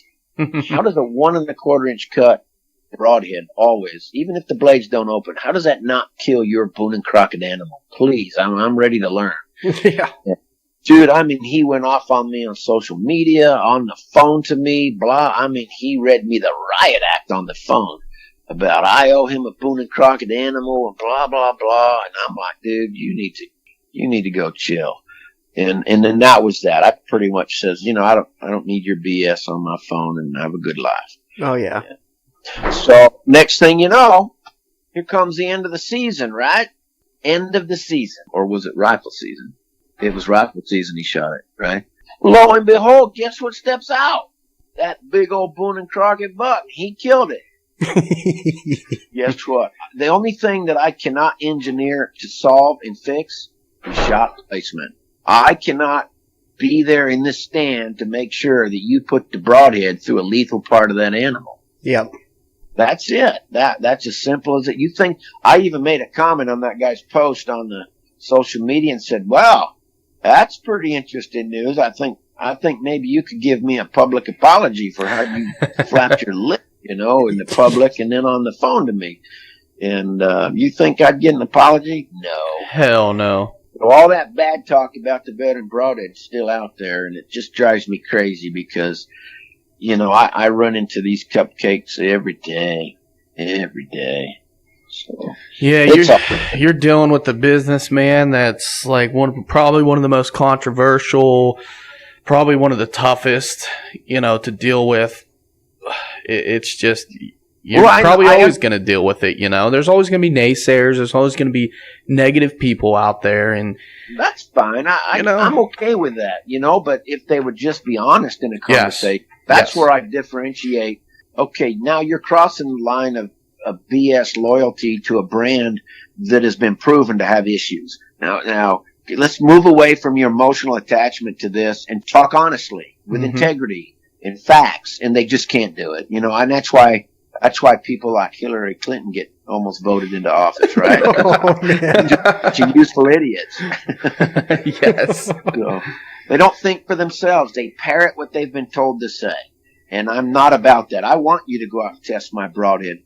But don't come back and tell me that my broadhead failed to kill that Boone and Crockett buck when we're over here killing kudu and eland and giraffe. And, we're going right through the skull of crocodiles. I got combat veterans that got blowed up in Iraq with a prosthetic arm and a release that's wired into it, and he can only pull 42 pounds back, and he's blowing through an alligator skin, breaking a major leg bone on the alligator, skewering the lungs in that joker, and killing a big old 9-10 foot alligator with that little setup. And the biologists and all the expert people that were there on that alligator hunt told him, you're freaking crazy, don't do it. Everybody else was using guns. He's the only one that used a bow. And he killed this giant alligator with that veteran tip, that veteran broadhead on the end of his arrow. That is absolute testament to what that thing can do, man. Mm-hmm. Yeah, I'm proud of it, but man, I know I can do better, and I just can't wait to get that out of my brain and on the end of the arrows. And it's coming. I promise you, it's coming. Well, I'll tell you what, I can't wait to see what you come up with next, man. I'm anticipating this year using your broadhead, killing something with it, and seeing good results. And the things that come after that, man, I can only imagine the way that your mind is working now with what you've already done, and just pushing past that and trying to find the best broadhead you can. It's going to be crazy. Yeah, I think you have nothing left to prove at this point, to be honest. Oh, I do to myself. That's what drives me. Yeah. I know I can do better, and so I'm driven just to do that. And I want to give. Here's the thing. I write it down on the top of my. Maybe I haven't done it this year, but normally I'll write down on the top of my engineering tablet that I work on to do design and development work. I write in ethical consideration of the animals we hunt. That is my first priority, and that is what got me into developing broadheads, is because that is not the priority of any other broadhead company that I've talked with. And they pushed me into doing this because they weren't adhering to those simple principles. It was all about profits, any expense, and that just drove me crazy. Call me crazy, right? Yeah, but then you turn around and you're not the type of person that when people come to you, just like you came to them with suggestions or something that they wanted, you're adjusting and you're giving them what they want, and you are always striving to be better, and I think that's where it comes from. But you're not the person on the other end that says, well, if you want to do better, then you find out a way to do better. So yeah. I have mad respect for that. Yeah. I get people call me up all the time and say, hey, I got this idea, blah, blah, blah. And I'm like, well, non-compete, non-disclosure. We can talk about it. I'm not. And it's like recently there's a gentleman that's got some kind of there's a big difference between theory, thinking that something's going to work, and then trying to talk somebody about the practicality of it or the reality of it from a okay, come on, guys. You know, you're not going to stick an airplane engine, you know, for a jumbo jet on your Volkswagen Beetle and break some land speed record. You're just going to blow yourself up. Damn it, I've been trying You're for not years. going to sell 5 million of those to the consumers out there and get rich. I got guys like that with designs call me up all the time. I got this, I got that. And I'm like, come on, man. You're crazy. You know, I Crazy. don't dampen your enthusiasm for trying to make a better broadhead, but dude, you can't just get your pencil paper out and do a little bit of drawing and not done your homework, you know. No, totally agree. Well, a lot of people don't have the mindset or the background that you have too. So, you know, people that think something looks good or, you know, think something will work, you can put the realism to it or, you know, the facts behind it and say, hey, sorry, but, you know, this isn't practical.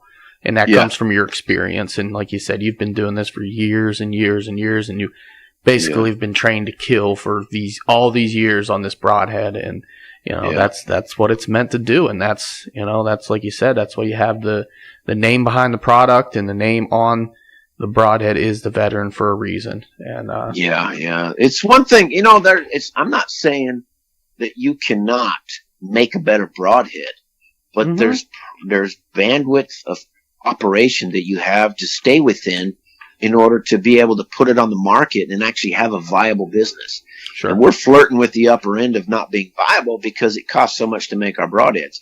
So you can have a good design, but if it's complex, and it's going to be real expensive. And the more complex you make it, the less structural integrity you have. And there's all kinds of other things that come into play on that, you know. And it's like the best compliment I ever got was from, you know, the number one broadhead manufacturer in the world.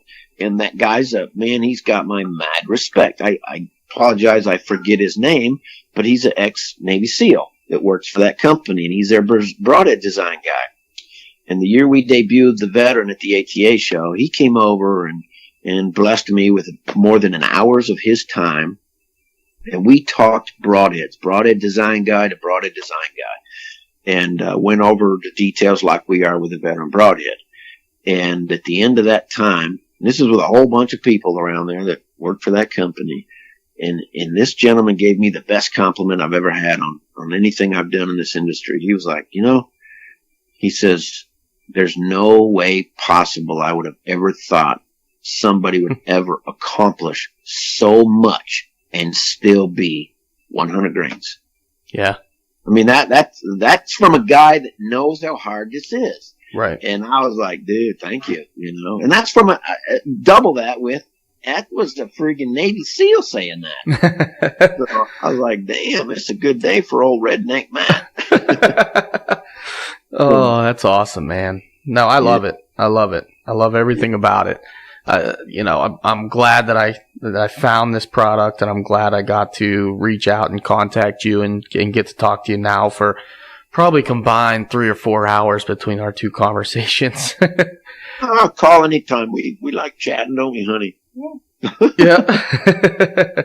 As long as we don't get in the way of you guys making money and, you know, working hard over there, then I'd talk anytime. I really appreciate you coming on and giving us the time to talk about your products and talk about what you believe in. Because you can definitely tell in your tone and, you know, how much this isn't just another product that you're pushing to try to make a penny. Like you said, you know, this is something you believe in. This is something you care for. And unfortunately, it's getting in the way of the whole reason you started this whole thing is to kill something. Well, yeah. Look, I'm 57 years old. Believe me, I've killed a bunch of critters, and I've been blessed that I've had an empty tag in my pocket, and a Boone and Crockett animal just happened to step out. Not that I'm not a trophy hunter. They just happened to have a bad day and step out when my tag needed punching, and I shot them. That's right. But I do get more fun out of it pretty much now that my health is kind of going away, and I just can't go do what I want to do. And so I really enjoy running a video camera and watching my wife kill a deer. And my daughter, oh my God. Yeah. My daughter, Lynn, she's 27 now. And I don't know if you saw the video of her this last spring where her husband and her went turkey hunting. And her husband was going to shoot the first turkey, and then it would have been Lynn's turn, right? And so her husband gets the shotgun out, bang, kills the turkey first day. And then her husband was going to get the shotgun out for my daughter, and she's like, oh, hell no, I'm a bow hunter. She pulls out her bow. She's 8 months pregnant, sitting on the ground in the open, no blind. They call in some turkeys, and she skewers one on film. Just skewers it with a veteran, and it flies over there 15 yards and falls dead out of the sky. Nice. The hard way. And my son-in-law, God bless him, he says, Dad, he says, there is no way if you would ever ask me if I were to marry a woman that's not only a better shot than me, a better fisherman, but a better bow hunter than me, I'd have said you're full of crap. And then, here he is. He married her. So that's awesome. So I'm enjoying being able to get my daughter and my son-in-law on hunts, let them go have fun. I've had my fun. I'm going to go do more hunting. Don't get me wrong. Yeah. I really want to be hunting that next broadhead design. That's my Boone and Crockett hunt, right? There you go. That's a good goal to have, man. Oh, yeah. Yeah. So we're doing other things. I mean, I want to be the first person to have a bow at 70 pounds, 30 inches that shoots over 400 feet per second without doubt. Ooh. I'm pretty sure I could do it, too. But I got to get these broadheads off. This is where my mind goes, right? This is why we don't sleep.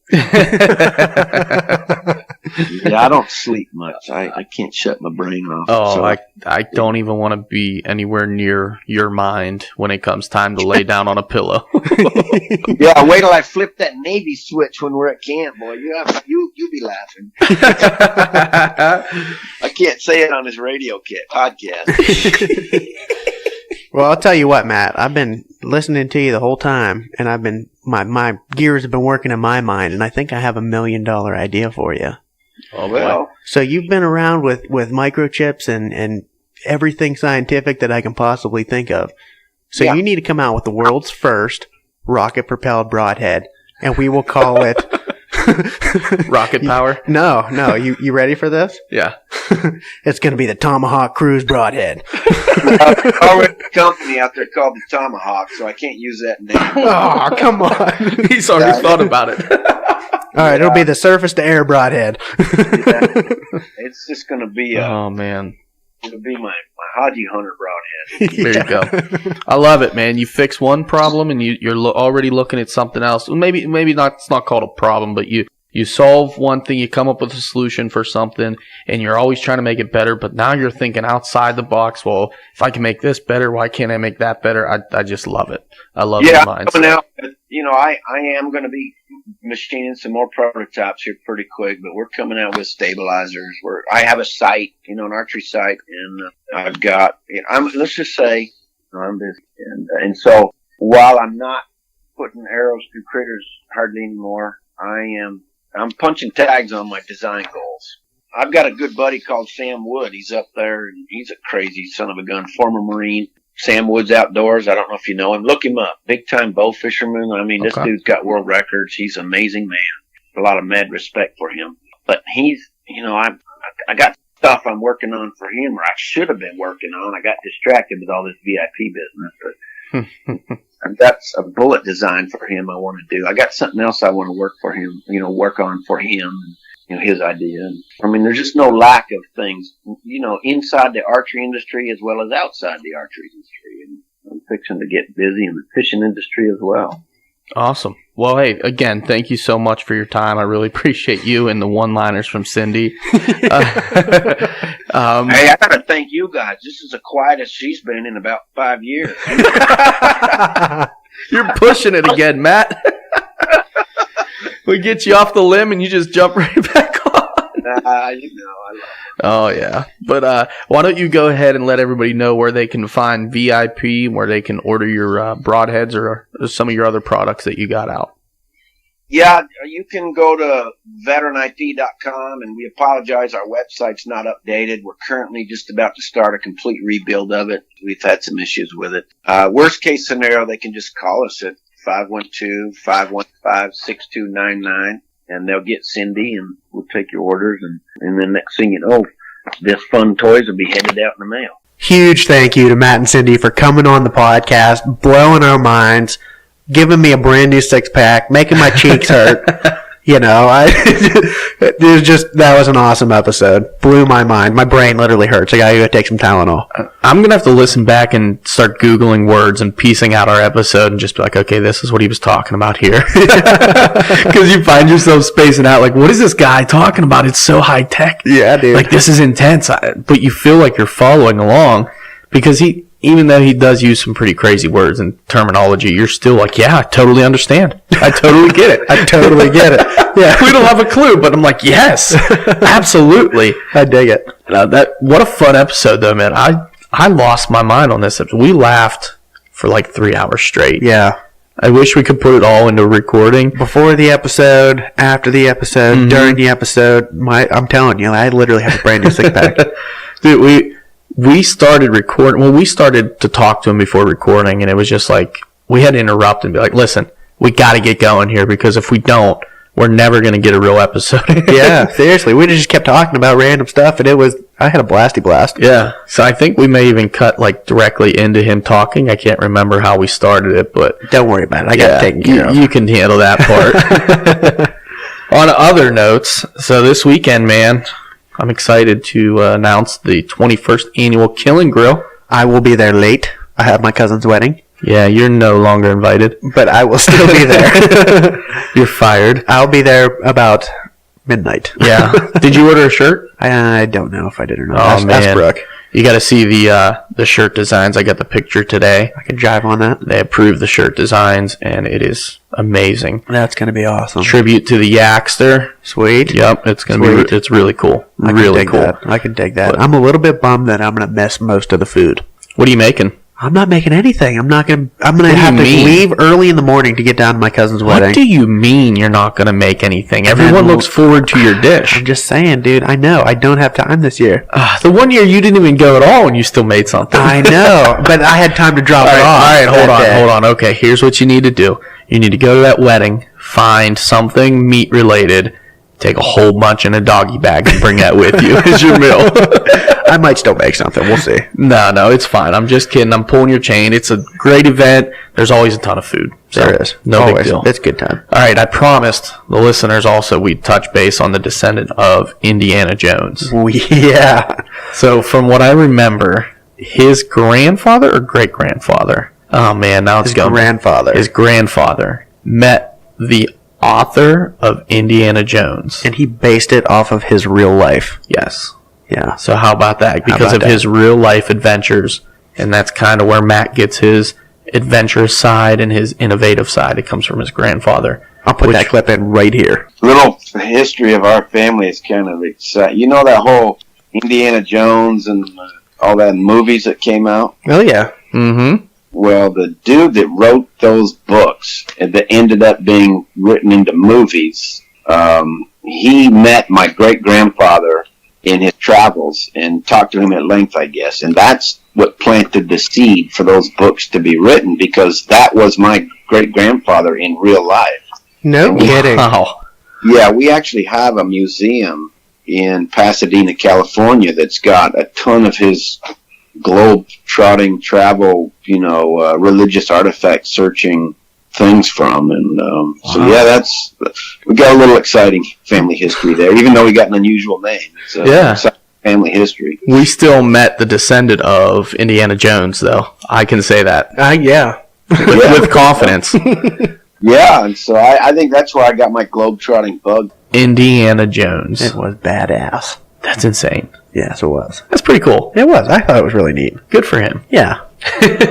On another note, yeah, we still have hats available. We still have T-shirts available. Yes, we do. We are in the process of creating a truck decal. I'm waiting for the proof to come, and I will let you guys know when it's done. Yeah, that'll be cool. It will be cool. I think it's going to be nice. That's something that we're going to run different times, or we're going to be giving them away. We'll have them for sale for cheap. Super cheap. But it's going to be something that you can slap on your car, show a little extra support to the podcast, maybe a conversation starter. Yeah, I dig it. You can always find us on Facebook, Instagram, YouTube, and go wild at the Whitetail Distraction Podcast. If you're feeling frisky, you can run over to iTunes and give us a 5-star review. We would really appreciate it. If you're feeling super frisky, You can hop on your laptop or on your smartphone, and you can send me an email at the whitetaildistractionpodcast@gmail.com. I would love to hear from you. No one messages me anymore, so And we're back on this train. I kid. But we really appreciate you guys listening to the episode. We appreciate all the continued support from everybody. Huge thanks again to Matt and Cindy for coming on, blowing our minds, and really just having a great product. Yeah, God bless those two. Those two are some great individuals. Absolutely. The distraction's real. The distraction is real. Let's go.